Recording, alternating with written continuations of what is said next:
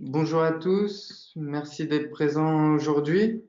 Merci d'être présent pour ce webinaire, donc un webinaire régional sur l'éco-conception en agroalimentaire qu'on organise dans le cadre de l'action PRIM. L'action régionale PRIM, l'action d'éco-conception, est un programme régional d'innovation et de management par l'éco-conception qui existe depuis 2015, donc en collaboration avec les chambres de commerce et d'industrie, le pôle éco-conception et l'ADEME. Ce webinaire est organisé en partenariat avec COP de France et l'ARIA. Avant de rentrer dans le cœur du sujet qui est l'agroalimentaire, on va parler et réintroduire l'éco-conception. Donc l'éco-conception, c'est une approche environnementale sur une approche produit. Donc on conçoit un produit en intégrant l'environnement avec une approche multi-étapes. Donc on va avoir une réflexion sur l'ensemble du cycle de vie du produit. Donc les extractions des matières premières, les phases de fabrication, la logistique, l'utilisation et la fin de vie. On verra tout à l'heure sur l'agroalimentaire qu'on adaptera un petit peu ces notions. Et ensuite, on a une approche multicritère. L'objectif d'une approche multicritère est d'éviter de concevoir le produit en passant, enfin d'éco-concevoir le produit avec des réflexions environnementales en passant à côté des véritables enjeux environnementaux du produit. Imaginons, j'optimise le CO2, par exemple, l'effet de serre, et puis les choix de conception que je vais intégrer dans mon produit vont avoir des conséquences négatives sur d'autres étapes, d'autres critères d'impact. Et du coup, c'est pour ça que je veux bien analyser ça sur plusieurs critères et plusieurs enjeux environnementaux. Alors, ce qu'il faut savoir, c'est que l'éco-conception, c'est une démarche projet qui va intégrer différentes étapes successives à la démarche d'éco-conception. La première des étapes, c'est identifier les enjeux pour l'entreprise, c'est-à-dire on veut se lancer dans un projet d'éco-conception, mais dans quelle mesure je veux me lancer? Est-ce que je veux lancer une démarche à 1 000 euros, à 10 000 euros ou à 100 000 euros dans un projet d'éco-conception? Donc, il faut bien identifier les enjeux de l'entreprise pour savoir dimensionner la nature du projet d'éco-conception. Ensuite, une entreprise, elle réalise jamais ou rarement un seul produit. Elle a des gammes de produits et parfois des produits relativement différents. Donc, la deuxième réflexion à avoir, c'est quel est le choix de produit le plus pertinent à éco-concevoir. Donc là, différentes logiques, il peut y avoir différentes logiques dans ce choix de produit. Une fois qu'on a choisi le produit, une fois qu'on a dimensionné sa démarche, on va faire une évaluation environnementale de la situation de référence. Cette évaluation va nous permettre d'identifier où sont ces enjeux, les enjeux environnementaux principaux, sur quelle étape du cycle de vie, sur quel processus et sur quel indicateur d'impact ou quel enjeu environnemental. Ce qui va nous permettre de se dire sur quoi il faut que j'axe mes efforts d'éco-conception, principalement. Ensuite, l'étape la plus sympathique de l'éco-conception, c'est la recherche de pistes d'éco-conception. Là, on va laisser cours à l'imagination, à la créativité, pour essayer de répondre aux enjeux identifiés précédemment, à trouver des pistes d'éco-conception, des stratégies qui vont permettre de répondre à ces enjeux-là. Donc là, on est dans le brainstorming, on a le champ libre des réflexions. L'étape suivante, on vient au boulot d'ingénieur et on va challenger toutes ces stratégies d'éco-conception qu'on a proposées en brainstorming en mettant des coûts, de la faisabilité technique, de la recherche de fournisseurs et en éco-conception, on va vérifier une chose qui est importante, si la stratégie qui est proposée en brainstorming va bien réduire l'empreinte environnementale du produit. Une fois qu'on a fait ça, challenger toutes les solutions, on va pouvoir choisir des solutions que l'on va intégrer dans notre futur produit éco-conçu, et puis des solutions qu'on trouve peut-être pas assez matures, peut-être trop chères, peut-être avec des réductions environnementales pas suffisamment importantes pour pouvoir les intégrer dans le produit. Donc ici, on va faire un tri entre les solutions retenues et les solutions non retenues. Une fois qu'on a fait ça, en fait, on a figé d'un point de vue théorique notre projet d'éco-conception et du coup, on va pouvoir faire une nouvelle évaluation environnementale qu'on va appeler comparative. Comparative, pourquoi? Parce qu'on a déjà fait une évaluation à l'étape B avec une évaluation de référence et on va pouvoir comparer ces deux études. Avant projet d'éco-conception, après projet d'éco-conception. Et du coup, on va pouvoir distinguer de combien on a amélioré le produit entre les deux versions. Et puis, il reste une dernière étape en éco-conception, c'est la mise sur le marché du produit. C'est-à-dire qu'on vient de créer un produit éco-conçu avec moins d'impact sur l'environnement, mais derrière, il va falloir le vendre et s'adresser au marché et communiquer sur ces nouvelles prétentions environnementales. Et là, il va falloir respecter des règles de communication pour bien faire et pour toucher son marché. Alors voilà en théorie la démarche d'éco-conception. On a vu la définition générique et on a vu le processus d'éco-conception générique. Alors en agroalimentaire, maintenant on va faire un focus sur l'agroalimentaire. Donc l'éco-conception va plutôt se transformer en formulation de la recette. Et puis le cycle de vie, on va voir les enjeux de la ferme, on va voir les phases de transformation, l'emballage et la logistique, la préparation et dégustation qu'on va appeler, ce qui s'appelait avant la phase d'utilisation, et la fin de vie et le gaspillage. Voilà le nouveau cycle de vie d'un produit agroalimentaire. Alors, avant de se lancer dans une démarche d'éco-conception, il faut avoir conscience de où sont les enjeux environnementaux sur les produits. Là, je vous ai pris deux cas très différents. D'un côté, vous avez la bouteille d'eau et de l'autre côté, vous avez la pizza, un produit un peu plus transformé de l'agroalimentaire et notamment avec des produits carnés. Si on regarde que l'indicateur CO2 et qu'on regarde la répartition des impacts sur l'ensemble du cycle de vie, quand on est sur un produit à base d'eau, et ben finalement, on va se retrouver avec l'emballage, les phases de distribution prépondérantes par rapport à l'étape agricole ou la fabrication de la bouteille. Si on va sur des produits transformés, plus manufacturés à base de produits carnés, et ben on va retrouver l'impact environnemental plutôt sur les phases agricoles. Alors, ce qui sous-entend, alors classiquement, quand on intègre la question de l'environnement dans les produits agroalimentaires, on a 4 axes stratégiques classiquement développés dans les entreprises. On a l'emballage. Souvent, quand on veut attaquer un projet d'éco-conception dans l'industrie agroalimentaire, on attaque l'emballage principalement, alors qu'on voit que juste au-dessus que l'emballage ne représente sur une part pizza que 10% de l'impact, ce n'est pas forcément l'ensemble du sujet.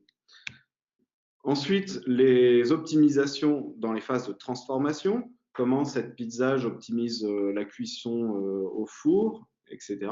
Donc là, on sent directement l'influence sur les factures d'énergie, d'eau de l'entreprise.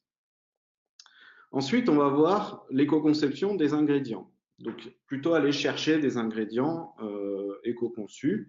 Donc, classiquement, quand on développe une recette, on va plutôt aller chercher des ingrédients labellisés biologiques. Et puis, il y a une nouvelle tendance depuis 4-5 ans sur la lutte contre le gaspillage alimentaire et comment une entreprise de l'agroalimentaire peut intégrer cette lutte à son échelle et dans le maillon de la chaîne d'un produit agroalimentaire. Donc ça, ces 4 stratégies, c'est ce qu'on retrouve assez classiquement dans les entreprises. Mais ce qui diffère, c'est qu'en fait, on attaque ces projets de façon sans lien entre eux, en fait. Le projet d'éco-conception va être de lier tous ces projets pour rendre la démarche plus cohérente à l'échelle des vrais enjeux environnementaux sur l'ensemble de leur cycle de vie. Et puis, dans tout ça, on oublie quelqu'un, on oublie le client, les clients et ses attentes vis-à-vis du produit. Et on oublie aussi les décideurs dans la chaîne de création d'un produit agroalimentaire, c'est-à-dire l'équipe de formulation du produit et aussi l'équipe du marketing qui décide du cahier des charges, des orientations que va avoir le futur produit que l'on va développer. L'objectif en éco-conception va de rassembler, de remettre le client au centre de la démarche, les décideurs, donc la formulation de la recette et le marketing dans l'approche de développement de produits, afin de donner du sens dans ce nouveau produit éco-conçu, de raconter une histoire et de créer des produits éco-conçus, mais qui rencontrent une acceptation du marché. Donc, on retrouve en fait ces 4 axes stratégiques qui sont déjà développés dans l'industrie agroalimentaire, mais l'idée était de remonter à l'échelle client et à l'échelle des décideurs pour influencer les cahiers des charges de façon plus intensive et de proposer une logique cohérente sur l'ensemble du cycle de vie et pas décousu où on travaille que sur les emballages, que sur la transformation, mais de vraiment créer une cohérence et de prioriser les enjeux sur une approche de l'ensemble du cycle de vie. L'un des défis, quand on fait de l'éco-conception en agroalimentaire, c'est de savoir développer un produit qui peut aller au-delà du label biologique et de l'éco-conception des emballages. Parce que finalement, quand on va parler d'éco-conception en agroalimentaire, on va se dire, eh ben, c'est assez binaire. C'est soit le produit est d'agriculture classique et du coup, c'est pas éco-conçu, soit le produit est certifié biologique et du coup, il est éco-conçu. Ce qu'on propose dans les démarches d'éco-conception aujourd'hui, c'est d'aller au-delà de cette réflexion binaire et de proposer une stratégie qui est plus étendue et qui peut proposer des projets d'éco-conception avec des produits qui ne sont pas certifiés biologiques, avec des réflexions qui vont quand même dans le sens de l'environnement. Et on peut proposer aussi, notamment les grands acteurs du bio, les Bjorg, Biocoop, La Vie Claire et compagnie, ont besoin aussi de se dire, on est challengé par les grandes surfaces sur les produits certifiés biologiques. Comment, nous, les acteurs pionniers du bio, on peut aller maintenant au-delà de l'approche simplement agriculture biologique. Et du coup, on a écrit un guide sur l'éco-conception agroalimentaire en 2016 et qui fait 280 pages à peu près, qui va expliquer un peu tout ce que je vais vous présenter dans la présentation ensuite, dans le webinaire. Et donc, si vous voulez aller dans le détail, je vous conseille plutôt d'aller lire le guide. Si vous voulez vous imprégner le guide avant d'aller dans la lecture du gros guide, vous avez une synthèse qui fait une 40aine de pages qui reprend un peu les thématiques. Pour vous dire, le guide sur éco-conception en agroalimentaire, on a traité les emballages en dehors. Donc, les emballages, c'est un autre guide. Sur les 280 pages du guide, en fait, on ne traite pas du tout du sujet des emballages et c'est plutôt un autre guide de 80 pages qui va traiter du sujet. On a voulu vraiment séparer et démarquer vis-à-vis du réflexe dans le milieu de l'agroalimentaire de partir systématiquement sur éco-conception des emballages. On a vraiment voulu axer sur la recette et recentrer ça sur le client afin de donner du sens dans les produits agroalimentaires. Alors, si on reprend les stratégies d'éco-conception sur l'ensemble du cycle de vie, on a d'abord développé, c'est le cœur du guide sur l'éco-conception en agroalimentaire, sur les stratégies de formulation de produits, de recettes.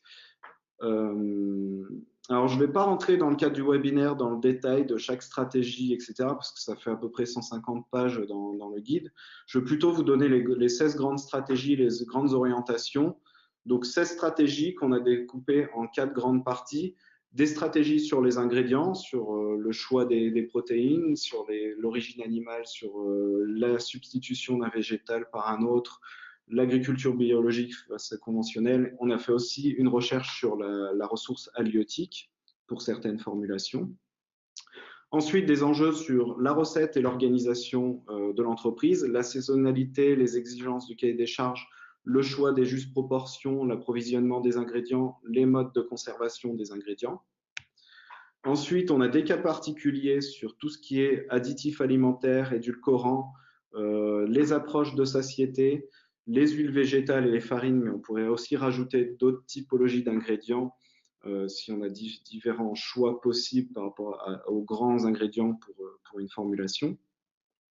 Et puis après, des tendances sur les cuisines moléculaires. Alors, c'était une demande qui m'était faite. Je ne suis pas sûr que ce soit le plus pertinent.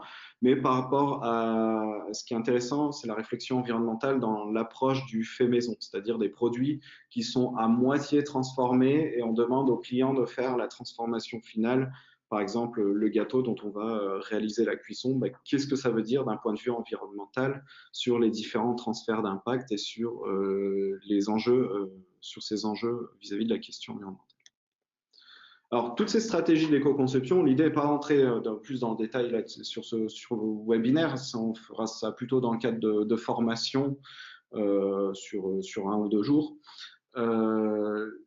Chaque stratégie, dans le guide, vous allez pouvoir retrouver le contexte, pourquoi on parle de ce sujet-là, quel est le contexte environnemental, quels sont les enjeux, la synthèse de l'état des connaissances sur ces sujets et les réflexions vis-à-vis de l'élaboration d'une recette, comment on peut influencer sur ce critère-là vis-à-vis des questionnements qu'on pourrait avoir sur les choix de la recette. Et sur certaines stratégies, notamment celles qui sont bien étayées d'un point de vue scientifique dans la littérature, on vous propose aussi des axes d'orientation d'un point de vue marketing. Quelle attitude adopter vis-à-vis de ces choix de recettes. Ensuite, si on va un peu plus loin dans le cycle de vie d'un produit agroalimentaire, on peut aussi réfléchir aux pratiques vertueuses à la ferme. Donc là, on n'a pas forcément développé cette partie de façon très exhaustive, puisqu'il y a assez de littérature sur le sujet, mais on a repris des différents éléments. Donc on pourrait citer des pratiques agriculture biologique. Ça, c'est ce que je vous disais, hein, on est agriculture biologique ou on ne l'est pas, ça peut être une vision très binaire de l'éco-conception d'agroalimentaire. On peut aussi aller sur des labels qui certifient, qui vont plus loin que le biologique, Déméter, Nature Progrès par exemple. On peut faire le choix de fermes certifiées à haute valeur environnementale, on peut même aller sur le niveau 3 par exemple, pour pouvoir justifier de performances assez élevées d'un point de vue environnemental. On peut aller sur des choix de fermes qui pratiquent l'agroécologie, alors sous réserve de bien cerner et de communiquer dessus par rapport à un cahier des charges qui n'est pas forcément très clair, parce qu'il y a diverses pratiques sur l'agroécologie. On peut aussi aller sur des fermes productrices d'énergie renouvelable, par exemple. Des fermes moins intensives dans l'usage du tracteur, des réflexions qu'il peut y avoir là-dessus, ou l'implantation des fermes et les enjeux vis-à-vis des écosystèmes. Par exemple, si je fais de la culture qui est très intensive en eau dans une région qui est en déficit hydrique, peut-être que je peux faire des choix dans mes formulations et dans le choix de mes coopératives ou de mes fermes avec lesquelles je vais travailler, de réfléchir à leur implantation vis-à-vis des conditions pédoclimatiques.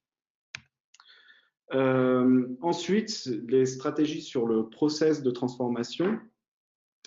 Donc là, si je résume un process de transformation, ça se passe comme ça. On va voir le processus au milieu, processus agroalimentaire, et on va voir des entrants et des sortants.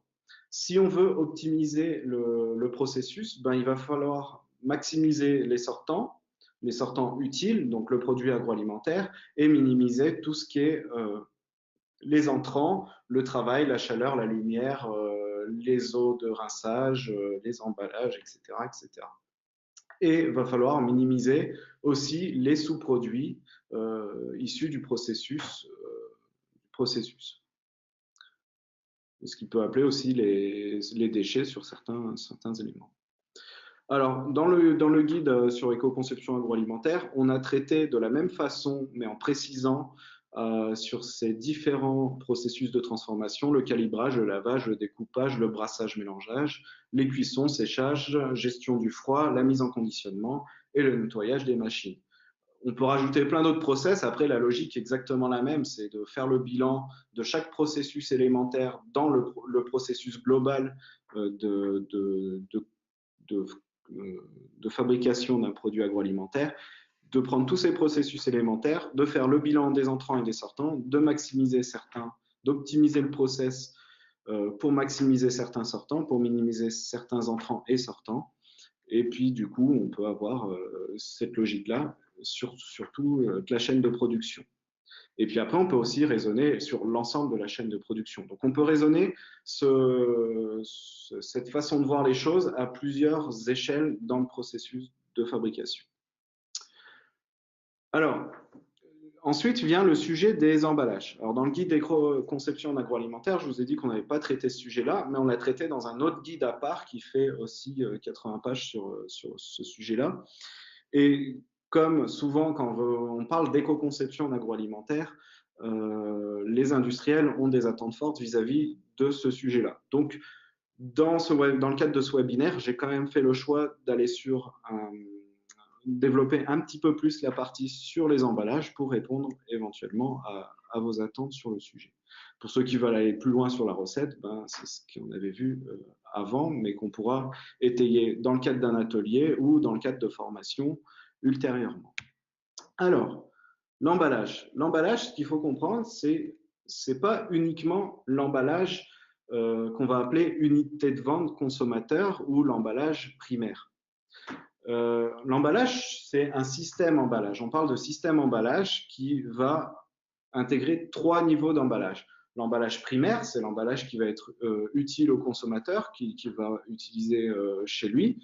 L'emballage secondaire, c'est l'emballage qui permet de regrouper plusieurs unités de vente consommateur, ou l'emballage primaire. Et l'emballage tertiaire, qui va plutôt être l'emballage de transport, ce qu'on va appeler la palette, le film plastique autour. Et en fait, quand je fais de l'éco-conception, il va falloir faire attention au transfert d'impact que l'on peut réaliser par ces choix de conception entre l'emballage unité de vente consommateur, l'emballage que va directement voir le consommateur, et les transferts d'impact des choix de conception qu'on aurait pu faire sur cet emballage primaire qui vont avoir des répercussions sur les autres niveaux d'emballage. Imaginez, je veux éviter de faire un produit, je vais mettre un système en place de recharge de ce produit-là, mais pour que les recharges qui sont plus souples, qui sont moins rigides, etc., ne se détériorent pas dans les phases de transport et de logistique, et ben du coup, on va renforcer l'emballage secondaire d'un carton beaucoup plus rigide, peut-être avec moins de volume, donc beaucoup plus de carton au final, parce qu'on aura rempli différemment les cartons.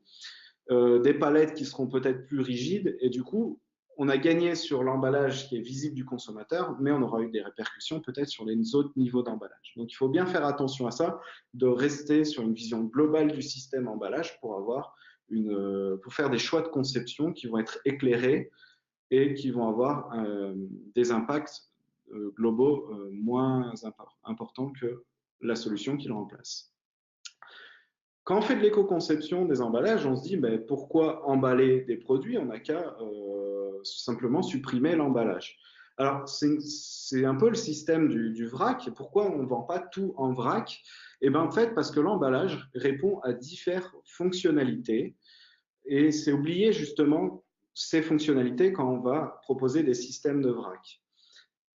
Un emballage, sa première fonction, va être de conserver le produit, de transporter, de stocker, d'informer, de faciliter les opérations de conditionnement, de rendre visible le produit, de faciliter l'usage en phase d'utilisation, de protéger contre le vol, de regrouper les produits et de conserver le contenu et de le protéger.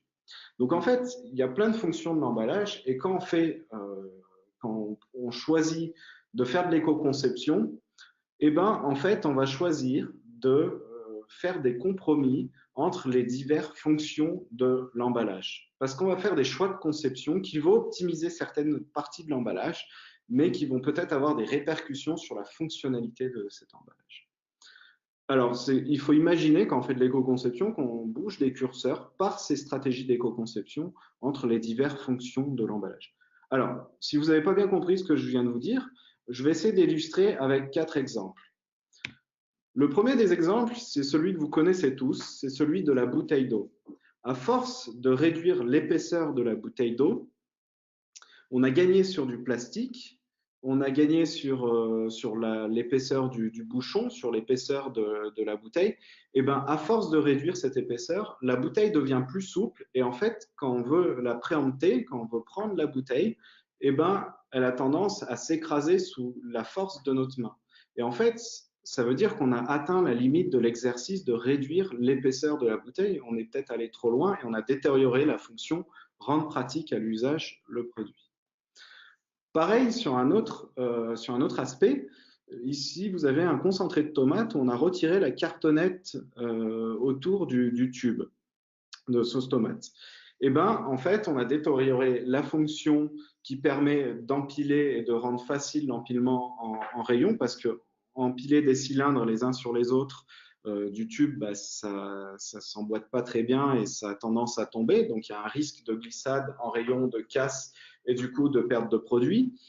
Et puis les surfaces de communication sont pas forcément planes et du coup, la façon de communiquer peut être détériorée. Donc, c'est des compromis que l'on fait dans des choix de conception.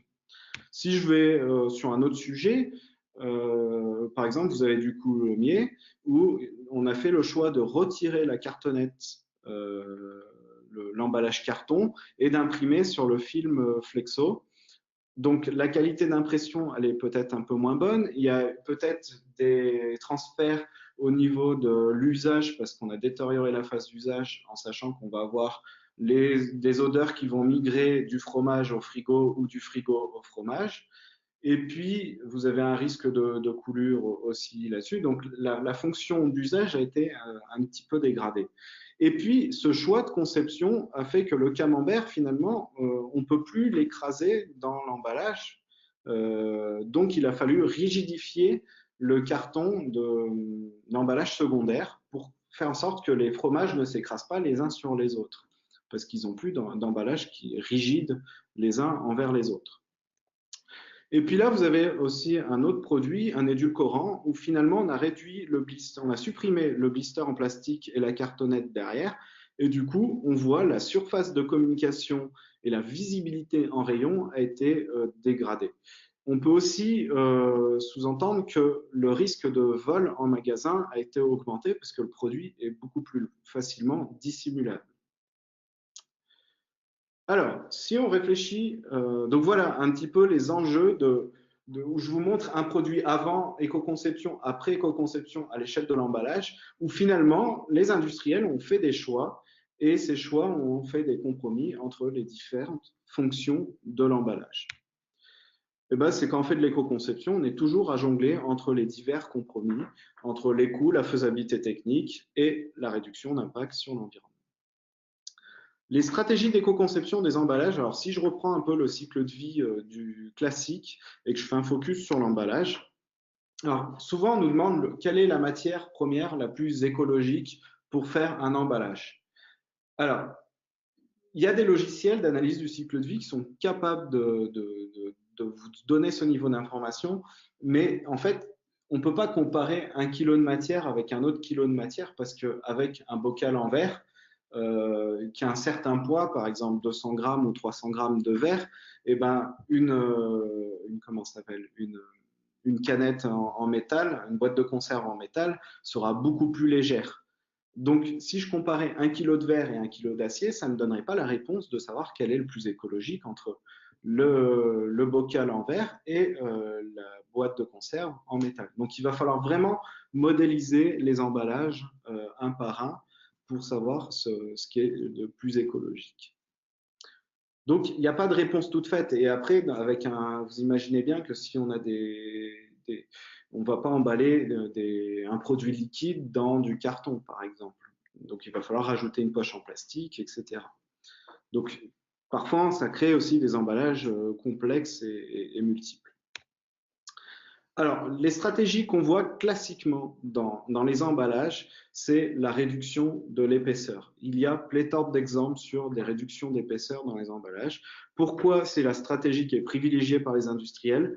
Parce que, en fait, cette stratégie permet de ne pas modifier visuellement le produit. C'est-à-dire que tous les enjeux marketing sur le visuel, sur les surfaces, sur la forme de l'emballage, etc., finalement, on n'a pas de réflexion à mener dessus. On réduit l'épaisseur, on produit la même chose. C'est assez transparent du client et on a fait des gains économiques et environnementaux au passage. Cette stratégie, au final, va avoir des limites au fur et à mesure. Ensuite, on peut mettre des indicateurs sur, par exemple, la cartonnerie pour essayer de trouver les formes qui vont limiter les taux de chute ou les surfaces de recouvrement entre les différents patrons. Donc, on peut essayer d'optimiser les patrons et les découpes. Ensuite, on peut travailler sur la forme de l'emballage. Si je regarde la façon d'emballer 1 litre de produit, hein, donc un volume d'1 litre, en fait, je peux prendre différents types d'emballage et ce qui sera le plus efficace, ça sera la sphère. Si je prends un cylindre de hauteur et de diamètre égal, je vais avoir plus 14% de surface en plus. Donc, c'est-à-dire que si je suis à iso épaisseur, à la même épaisseur d'emballage, je vais avoir 14% de matière en plus avec un cylindre qui a la hauteur et le diamètre égal. Si je passe sur un cube, je passe à 24% en plus par rapport à la sphère. Et si je passe sur un paquet de céréales, donc là, on a pris un paquet de céréales moyen dans le commerce, donc on en a pris 10 et on a moyenné et on a ramené ça à 1 litre emballé pour avoir ces mesures-là. On est à plus 60% de matière en plus, de surface en plus sur le paquet de céréales. Alors, dans ce que je viens de vous dire que la sphère était le plus optimum, mais dans un système logistique, la sphère n'est pas très pratique parce que ça roule, parce qu'il va falloir créer des emballages supplémentaires pour les maintenir en rayon, chez le client, enfin, c'est pas du tout pratique. Mais c'est pour vous montrer qu'en fait, les emballages aujourd'hui, est-ce qu'on voit beaucoup d'emballages cylindriques avec hauteur égale diamètre? Est-ce qu'on voit beaucoup d'emballages cubiques en rayon? Ben non, on voit plutôt des emballages qui ont la forme d'un paquet de céréales. Pourquoi? Parce qu'en fait, entre l'emballage en cube et l'emballage parallélépipédique, on a juste 2 fois et demi, donc 250% de surface frontale, de surface en rayon, en plus sur un emballage. Donc, on a 60% de matière en plus, enfin, on a 28% de matière en plus entre l'emballage cubique et l'emballage parallélépipédique. On a une différence de 28%, mais par contre, en surface visible en rayon, on a 250% de différence. Donc, c'est ça qui fait que les emballages ne sont pas forcément optimisés. Alors, si je veux faire de l'éco-conception et pousser plus loin, ben, il faut aussi retravailler la forme pour essayer d'aller sur des emballages plus optimums. On peut aussi mettre en place des indicateurs de vide perdu. Quelle est la vraie quantité de produits que j'emballe dans le parallépipède inscrit dans lequel va intégrer mon emballage? Je peux raisonner cet indicateur sur l'emballage primaire, secondaire et tertiaire. Et si donc là, vous voyez 4 produits que vous connaissez bien, avec leur cube, leur parallépipède inscrit de ces emballages. Et si je calcule le taux d'efficacité, ben, par exemple, sur un pack de bouteilles de bière, on a 40% de volume occupé par le produit. Et il y a 60% de vide dans un pack de bière. L'indicateur des vides perdus, c'est ce que je vous disais juste après. Donc, on peut optimiser la forme des emballages pour éviter ces vides perdus et on peut raisonner ces vides perdus par rapport aussi à l'emballage secondaire et par rapport à l'emballage tertiaire. Si on va sur la phase d'utilisation, on peut aussi réfléchir l'emballage pour qu'il ait une meilleure restitution du produit alimentaire. Si je prends un exemple, tout à l'heure on avait le tube de sauce tomate, combien on peut en récupérer par cette technologie de tube? Est-ce qu'il n'y aurait pas d'autres technologies ou d'autres façons de concevoir le produit pour qu'il restitue un maximum de produits? Juste pour vous montrer un petit exemple sur des yaourts, si tous les consommateurs laissaient 1% de yaourt, en ne raclant pas forcément en raclant pas le yaourt ou parce qu'il n'est pas conçu de façon pratique, eh ben, il faut savoir que 1 milliard de yaourts, ça représente le 1%, ça représente la production de 1100 vaches tous les jours de lait pendant un an. Alors, on peut travailler sur la cuillerabilité. La cuillerabilité, c'est l'aptitude de l'ustensile et la faculté à sortir tout le produit, donc travailler des formes pour que les ustensiles épousent bien la forme du produit pour récupérer un maximum de produits. On peut travailler sur des bacs verseurs optimisés. On peut travailler sur des enjeux autour de la date de consommation, de péremption, le conseil sur la juste dose, etc. etc. Donc, tout ça, on a développé dans le guide. Vous pouvez aussi travailler l'emballage pour la fin de vie. Donc là, ce qu'on vous recommande, c'est de suivre les recommandations de Citeo sur la conception de votre emballage pour intégrer les filières fin de vie. Et vous pouvez consulter le COTREP et le CEREC, donc le comité technique du recyclage des emballages plastiques et celui des emballages carton-papier pour évaluer votre produit et voir s'il y a des améliorations, s'il y a des questions que vous posez sur votre produit. Sur les emballages, je ne vais pas en dire plus. Vous avez tout un tas de ressources. Alors, vous pouvez aller voir, alors pas Eco-emballage, mais maintenant Citeo, ça a changé de nom, qui propose différents services, différents outils pour pouvoir éco-concevoir des emballages. Et vous avez tout un tas de littérature qui existe sur le sujet. Donc, il y a le guide du pôle éco-conception qui raconte un petit peu ce que je vous ai présenté, mais en 80 pages. Et vous avez aussi d'autres guides. Vous avez le Conseil national de l'emballage. Il y a pas mal de littérature. C'est peut-être le secteur d'activité où il y a le plus de littérature sur l'éco-conception. Si je reprends mon cycle de vie en agroalimentaire, on a encore la phase d'utilisation du produit, donc ce qu'on a appelé la préparation du repas et la dégustation, et limiter le gaspillage. Alors là, je vais être très très rapide parce qu'en fait, l'utilisation du produit pour le champ d'étude d'un concepteur de produit, bah, finalement, elle est assez limitée. Alors, on peut quand même réfléchir à certaines choses. Ça va sûrement se transformer en consignes claires afin d'adopter des bons comportements. Par exemple, on voit encore sur des emballages, faites préchauffer votre four 15 minutes à 180 degrés. En fait, ça ne sert à rien que le four tourne pendant 12 minutes à 180 degrés. Ce n'est pas le temps, c'est le fait que le four soit arrivé à température. Après, on peut attendre que l'inertie thermique se stabilise, mais avec les fours modernes, il n'y a pas forcément besoin d'attendre un quart d'heure. En fait, on vous donne cette consigne par rapport aux anciens fours au gaz qui avaient besoin d'une montée en température et qui avaient une inertie thermique qui était importante. Aujourd'hui, cette consigne, elle est plus valable. Il suffit de dire enclenchez, mettez votre produit au four à partir une fois que la consigne de chauffe a été atteinte. Pareil sur l'usage du frigo, sur les comportements au frigo, sur la casserole avec des couvercles, sur le micro-ondes, etc. On peut donner tout un tas de conseils. Et pareil sur limiter le gaspillage alimentaire. Donc, il existe pas mal de guides sur le sujet, de littérature. Donc, il y a plein de choses de quoi s'inspirer. Par contre, il y a peut-être des réflexions aussi à avoir au niveau de la conception du produit. Donc, on a essayé de faire un focus sur cette étape-là.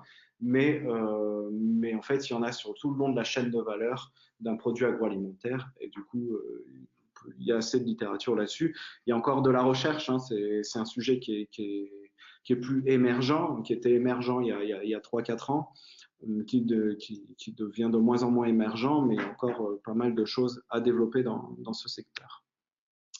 Voilà. À la fin du guide sur l'éco-conception en agroalimentaire, on vous propose une checklist qui va rassembler l'ensemble des stratégies d'éco-conception et qui va vous permettre d'être utilisé comme un outil d'aide, de pense-bête sur des stratégies d'éco-conception. Donc, vous allez avoir une partie où on va reprendre les différentes thématiques au niveau de la recette, par exemple, les sous-stratégies qui sont liées à ces grandes thématiques, et puis après, vous avez 2 colonnes à remplir, la situation initiale du produit non éco-conçu et qu'est-ce qu'on pourrait mettre en place dans la nouvelle réflexion du produit éco-conçu. Et vous avez ça sur l'ensemble des étapes du cycle de vie d'un produit agroalimentaire. Donc, les phases agricoles, la recette, la transformation, l'emballage, la logistique, l'utilisation, donc la dégustation et la préparation, et la fin de vie et le gaspillage.